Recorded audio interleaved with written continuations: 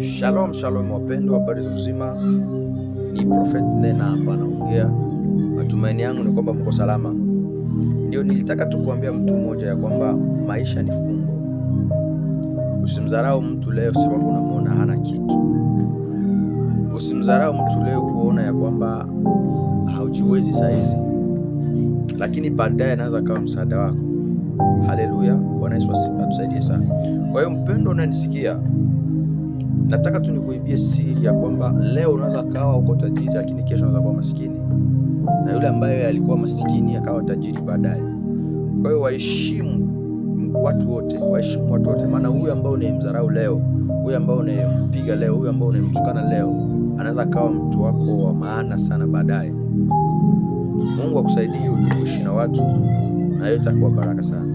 Niite mtumishi wa Mungu Prophet Nena hapa. Barikiwe. Amen.